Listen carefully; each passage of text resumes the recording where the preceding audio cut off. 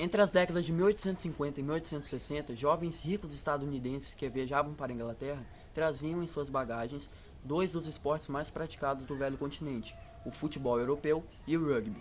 Esses esportes eram praticados sem muitas regras específicas, tanto que no ano de 1867 foi realizada uma série de 3 jogos entre as universidades de Harvard e Yale, sobre uma modalidade que parecia misturar as regras tanto do rugby quanto do futebol europeu. Mas, pela preferência dos jogadores de carregar a bola com as mãos, o rugby foi quem ditou as regras majoritariamente. Cansados de disputar uma modalidade sem muitas regras, dois representantes das 3 maiores universidades dos Estados Unidos, Harvard, Princeton e Columbia, se reuniram para criar as primeiras regras do que viria a ser o futebol americano. Uma das regras mais importantes criadas foi a de que, quando o jogador com a posse da bola fosse derrubado, o jogo deveria ser interrompido imediatamente pelo juiz. Esse lance era chamado de down. Cada time tinha 3 downs ou chances de avançar pelo menos 5 jardas. No caso da equipe não conseguir atingir essa distância, a bola era entregue à equipe adversária. Vale ressaltar que quando um jogador fosse derrubado, o jogo deveria continuar do ponto onde o jogo foi parado. Percebendo que não havia mais necessidade dessa nova modalidade de jogo ser chamada de Rugby Football, foi criado então o American Football, que traduzindo significa futebol americano. O inventor dessas regras básicas do down e da distância a percorrer com a bola foi Walter Camp, conhecido pelos norte-americanos como o pai do futebol americano. No início do século XX, os jogadores não utilizavam equipamento de proteção para praticar o jogo. Além disso, a bola não podia ser passada à frente e não havia restrições quanto ao ataque, a forma de derrubar do que os atletas faziam para com seus adversários, o que tornava o esporte bastante violento. No ano de 1905, o jogo foi quase proibido de ser praticado, pois neste ano mais de 18 universitários morreram em função do futebol americano. Essa notícia chegou aos ouvidos do então presidente da época, Theodore Roosevelt, que declarou que se não houvesse mudanças na regra, o futebol americano seria extinto.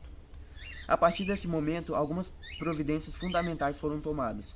Uma delas foi a introdução do forward pass, passe para frente, que foi uma ideia do treinador John Heisman. Já no ano de 1906, era permitido lançar a bola para frente para um companheiro do time que estivesse se deslocando em velocidade. A nova estratégia citada acima, que fez o quarterback ter a maior importância na equipe, que foi criada pelo norueguês Knut Rockne, jogador e treinador que acabou entrando para a história como um gênio deste esporte, não deixando o futebol americano ser extinto. O começo da NFL foi um pouco conturbado. A final entre Chicago Cardinals e Portsmouth Spartans foi realizada dentro de uma arena de circo, pela falta de infraestrutura na realização de um jogo dentro de um estádio. Mas então algumas mudanças vieram a acontecer, como a criação de grandes times, a mudança de algumas regras, que fez com que o esporte se tornasse mais popular e mais dinâmico. A mudança drástica partiu quanto ao tamanho e formato da bola, que até então era bastante parecida com a de rugby, grande e com pontas arredondadas. A NFL, a pedido dos quarterbacks, adotou uma bola um pouco menor e mais pontuda, facilitando os lançamentos mais precisos e longos e alterando o estilo de jogada das equipes, com menos corridas, menos chutes e mais passes. Outra mudança muito importante foi a criação do draft. O draft consiste no recrutamento de jogadores de universidades para os times profissionais. O time que obteve a pior campanha na última temporada teria o direito de recrutar o primeiro jogador, o que tornava o futebol americano com um pouco mais de igualdade entre as equipes. A partir de 1943, a mudança mais drástica foi a de que, antes, os 11 jogadores que iniciavam teriam que atuar tanto no ataque quanto na defesa. Percebendo que os seus jogadores estavam se desgastando na guerra, a mudança foi que as substituições passariam a ser ilimitadas e a qualquer momento do jogo, e cada jogador recrutado teria que treinar em uma só posição, ou na defesa ou no ataque, e isso perdura até os dias de hoje. A década de 1950 marcou pelo início dos grandes investimentos. Com o crescimento da televisão nos Estados Unidos, milhares de pessoas passaram a acompanhar as partidas de futebol americano. Além disso, os clubes passaram a investir nas suas equipes com o surgimento de grandes treinadores como Paul Brown e grandes jogadores que ficaram na história, como o quarterback Johnny Unitas. Já no ano de 1958, na final entre Baltimore Colts e New York Giants, partida que ficou conhecida até hoje como o maior jogo de todos os tempos, a audiência na televisão atingiu o recorde, com 45 milhões de telespectadores. Estava consolidado o crescimento do futebol americano, ultrapassando inclusive o beisebol, esporte que até esta época era o mais popular dos norte-americanos. Na década de 50, muitas equipes profissionais de futebol americano começaram a surgir entre as várias cidades dos Estados Unidos. Porém, nem todas conseguiram entrar para a NFL, fazendo com que essas ficassem sem competição para disputar. A solução foi a criação em 1960 de uma nova liga, a American Football League, AFL. Esta foi a única rival a ter sucesso na história do futebol americano e que acabou gerando inovações nas regras, nas táticas e no marketing, como a introdução do nome dos jogadores nas camisas e vendas de produtos relacionados ao esporte. No ano de 1966, após muitos conflitos entre a NFL e a AFL, as duas entidades acabaram cessando e fizeram um acordo de paz. O primeiro passo foi dado com a criação do Super Bowl, que era uma partida disputada em um campo neutro entre os campeões da NFL e a AFL, para determinar quem era o verdadeiro campeão do país. Vale ressaltar que o Super Bowl existe até hoje e é o maior sucesso de audiência nos Estados Unidos. Outro passo foi a unificação dos clubes que faziam parte da AFL com clubes que faziam parte da NFL. As 3 décadas seguintes foram de afirmações do futebol americano. Um grande destaque ocorreu na década de 1970, com a criação do Monday Night Football. Este foi um horário televisivo das noites de segunda-feira que se tornou um recorde de audiência com a exibição ao vivo do melhor jogo da rodada. Além disso, a rede de TV idealizadora ABC inovou as transmissões com a implementação de câmeras e repórteres no campo, com replays, gráficos e estatísticas. Hoje em dia, o futebol americano é um sucesso absoluto, não só nos Estados Unidos como no mundo. Grandes jogadores como Tom Brady entraram para a história e outros novos talentos continuam a surgir. Todos os clubes possuem enormes estádios que acomodam milhares de fãs que acompanham e torcem para os seus times.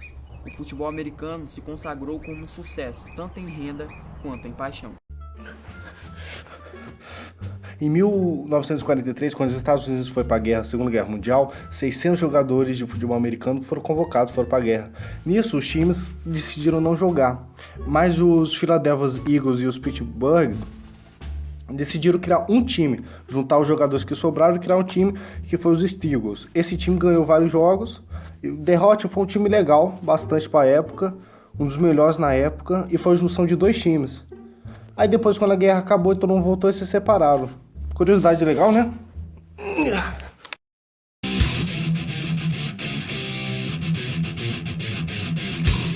Um campo de futebol americano é retangular e dividido em linhas, com distância de 5 jardas entre elas. Além das linhas, na ponta de cada campo tem as end zones, uma para cada time. Tirando as end zones, o campo tem 100 jardas no total, e na ponta de cada campo tem os Ys. São no total 22 jogadores, com cada time tendo 11. O time que está atacando levará a bola do seu campo até a endzone do time adversário, fazendo assim um touchdown. A função do time adversário é impedir isso de acontecer. O time que está atacando tem 4 jogadas para fazer a bola percorrer, pelo menos 10 jardas. Isso pode ser feito no chão, correndo com a bola ou pelo ar. Quando o jogador joga a bola para o outro lado, quem está mais à frente, se o time não consegue percorrer pelo menos 10 jardas em 4 jogadas, a bola vai para o time adversário.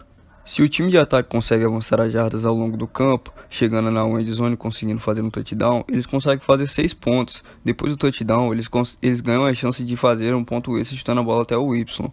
Se o ponto extra ajudar naquele momento, eles podem ter a conversão dos 2 pontos, que seria fazer o touchdown novamente. E nesse caso, no final da jogada, a soma dos pontos é 8. Uma partida de futebol americana é dividida em 4 tempos de 15 minutos cada um.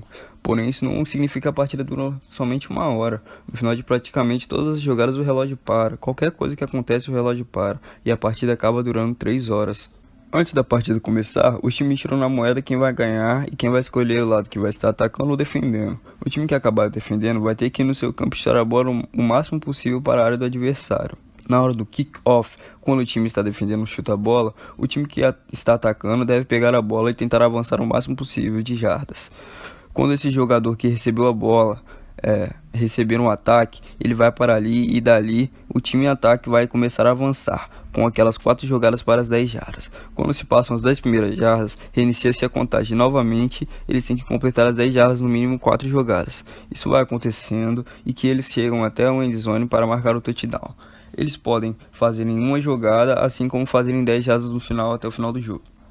Vamos supor a seguinte situação: um time atacante avançou 8 jardas em 3 jogadas. Isso quer dizer que na próxima jogada ele precisa avançar pelo menos 2 jardas. Aí vai entrar todas as estratégias, os planos psicológicos entre os jogadores e os técnicos.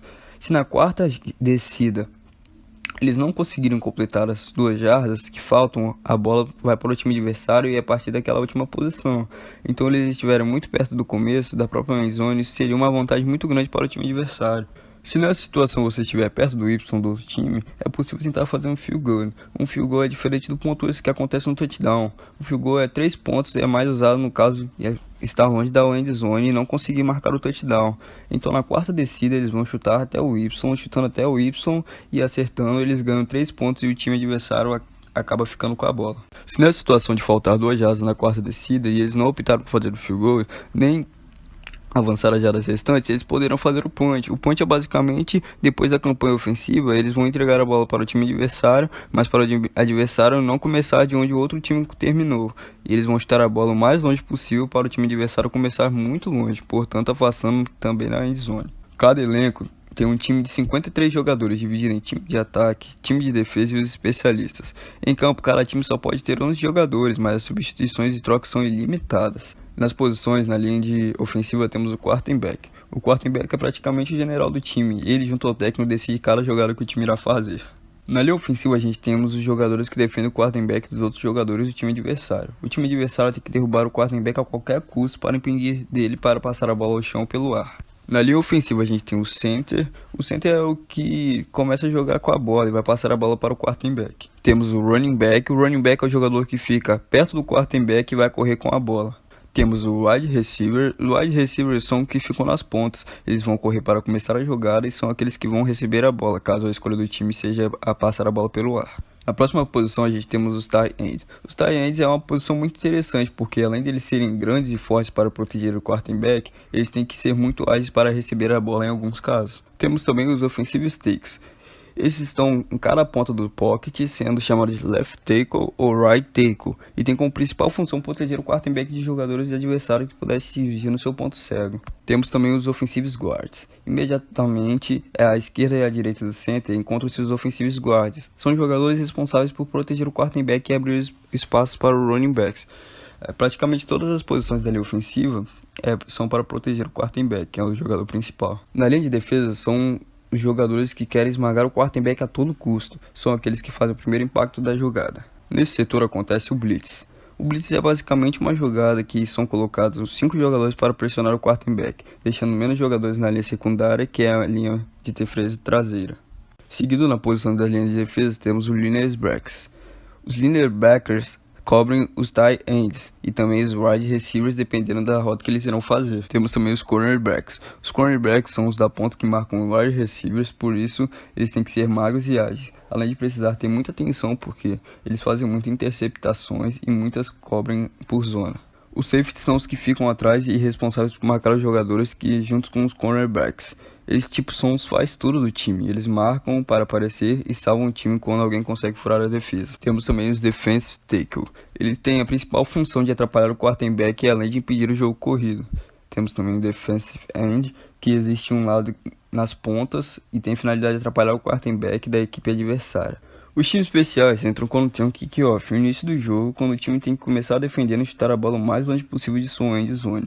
E o time que irá atacar deve receber a bola e avançar o máximo de jardas possíveis. Ou um punch. O punch é quando haverá a reposição da bola para o time adversário. Assim que o time terminou a sua jogada, terá que devolver a bola o mais longe possível da sua end zone. Quando tem um kick-off, o time que está fazendo vai colocar os jogadores especialistas deles e o time que está recebendo também vai colocar os seus jogadores especialistas.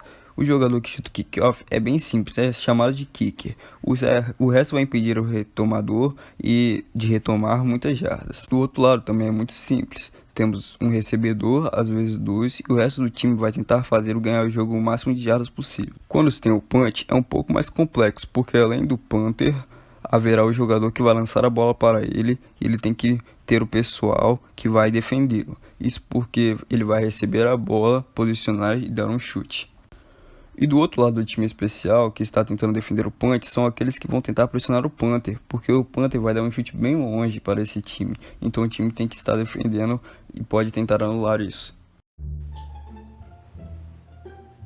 No começo do futebol americano, lá nos primórdios, no século XIX ainda, o touchdown não valia ponto. E meter a bicuda para frente também não valia ponto. Só em 1912 que isso mudou e o touchdown começou a valer ponto. It was tossed back to me, hit the ground. When that happened, the clock operator thought there was a penalty and stopped the clock. Quando se fala de futebol americano, as pessoas que não têm muita noção do jogo acabam achando que é um jogo de brutalidade, violência, né? Mas não é nada disso. Tem muitas regras, né? Algumas bem claras, outras mais subjetivas, né? Que precisam de mais atenção. Mas tem bastante regra e também no jogo da NFL, né? Tem 7 juízes, cada um com uma função, cada um com uma identificação atrás das costas, né? Com a letra para identificar qual que está falando. E uma coisa interessante é que também se passaram a ter números nas costas também, assim como os jogadores, né? Para ficar mais fácil de identificar eles. Um dos juízes que tem no futebol americano, né, na NFL, no campeonato e tal, é o referee. O que ele é? Ele vai ser o líder dos juízes, vamos dizer assim, ele que vai organizar tudo. Ele que vai ouvir os outros juízes, ele que vai dar a palavra final. Ele vai ouvir o que os outros juízes identificaram e vai falar para o público também através do megafone, né? Se tiver algum problema que precisar do VAR, ele que vai lá ver e ele que vai organizar tudo. Então ele vai ser o principal líder, vamos dizer assim, né? Que vai ser o responsável pela organização então, dos juízes. E tem um umpire, né? Que por causa desse nome vai ter o U nas costas, de identificação. Ele vai ser responsável por marcar a falta do holding. Ele vai ser responsável por infrações de bloqueio que não são válidas. Ele também vai verificar os equipamentos de proteção, ver se tudo certo, tudo pronto para o jogo. E ele também vai ser responsável pela contagem de jogadores, porque tem muitas coisas acontecendo ali, tem muitas fases de troca de times especiais. Então ele vai ser responsável de contar, ver se não tem nenhum a mais, nenhum a menos, ele vai ser responsável por isso. E o Down Judge, né, que ele vai ter DJ nas costas para identificação, ele vai ser também conhecido como Head Linesman. E qual que vai ser a função dele no jogo? Ele vai ser responsável por observar as faltas pré-snaps, né, como o offside, a saída falsa e o encroachment, né? E ele também vai ser responsável para explicar para o River para qual direção vai ser o ataque, se vai ser de um lado do campo para o outro ou ao contrário, né? De qual lado o time atacante vai atacar, ele vai ser responsável por isso também. E nesse caso também vai ter o Line Judge, que vai ser LD, né? Por causa das LJ, perdão, por causa das siglas. E ele é mais simples de explicar porque ele é basicamente a mesma coisa do Down Judge. Né? A única diferença é que vai ser do lado oposto do campo. Né? Então, é as mesmas coisas que ele vai tomar conta, observar, mas vai ser do outro lado do campo para ter mais visão do que está acontecendo. E também tem o Fire Judge, que ele vai ficar 20 jardas abaixo da linha de scrimmage, né? E basicamente ele vai ser responsável por marcar as penalidades que vão ter naquela área ali. E também ele que vai confirmar um touchdown ou negar um touchdown, né? Falar que não aconteceu por causa de uma penalidade. E ele também vai ser responsável por contar os jogadores na parte defensiva do campo, né? Ele vai ter esse controle também. Também tem o Side Judge, né? Que ele é muito parecido com as funções do File Judge, né? Só que o Side Judge vai ter o SJ nas costas para identificação.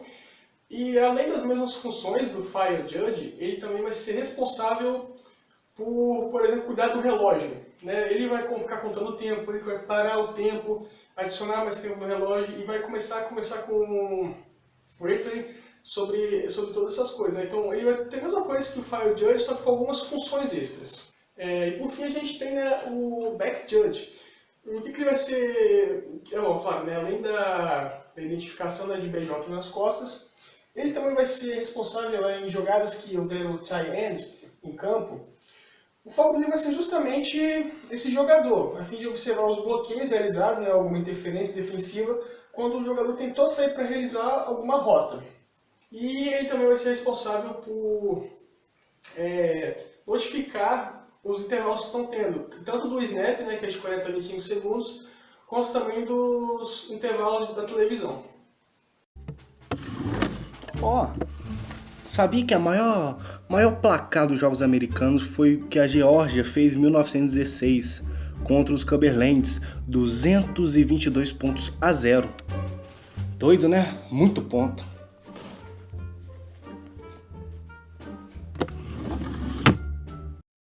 Eu moro num país tropical. Ok? A história do futebol americano no Brasil começa em 1986, no Rio de Janeiro. Estudantes começaram a jogar esse esporte nas areias das praias e quadras de areia por simples diversão. Era chamado pelas pessoas de beach football. O primeiro time oficial brasileiro de futebol americano foi os Joinville Blackhawks, que por sinal hoje é chamado de Joinville Panthers. No ano de 2000 foi feito o primeiro torneio no Brasil chamado de Carioca Ball, mas era disputado nas areias, não em um gramado como conhecemos hoje. O primeiro campeonato feito em gramado foi da Liga Catarinense, que na época tinha apenas 4 equipes. Em 2009 foi feito o primeiro torneio de futebol americano com todos os equipamentos de segurança, tudo aquilo que vemos hoje. Também em 2009 foi feito o campeonato nacional, que foi chamado de Touchdown, e juntou vários times de vários lugares do Brasil. Em 2010 foi feito outro campeonato de futebol americano, que foi chamado de Liga Brasileira de Futebol Americano, LBFA, tipo um Brasileirão americano. Risadas.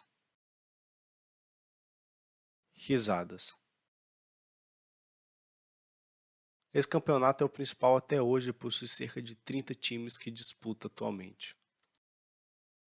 CBFA é a Confederação Brasileira de Futebol Americano. Foi criada em 2013, substituindo a Associação Brasileira de Futebol Americano, que era conhecida como AFAB. A organização CBFA é responsável por regulamentar, organizar e fomentar o esporte no Brasil. Se tornou a instituição com maior influência no cenário brasileiro de futebol americano. Ela também é reconhecida pela IFAF, Federação Internacional de Futebol Americano. E ela engloba as modalidades Flag Football e Beach Football, além das seleções desses esportes. O Campeonato Capixaba de Futebol Americano é o mais importante no estado do Espírito Santo, podendo ser chamado de o Capixabão do futebol americano. Esse esporte no estado ainda é pouco mostrado e incentivado, mas ele existe. Hoje o time predileto é o Espírito Santo Black Knights, sendo um time da cidade de Vitória que está atualmente disputando a Liga Brasileira de Futebol Americano. Junto com o Espírito Santo Black Knights existem os times Cabritos Futebol Americano, Desportiva Piratas, Tritões Futebol Americano e vários outros que disputam. Mas eles ainda são pequenos, tanto em time quanto em divulgação. Esse universo capixaba de futebol americano ainda está crescendo no estado. Os New England e os Pittsburgh são os maiores vencedores da NFL, cada um com 6 títulos. Legal, né?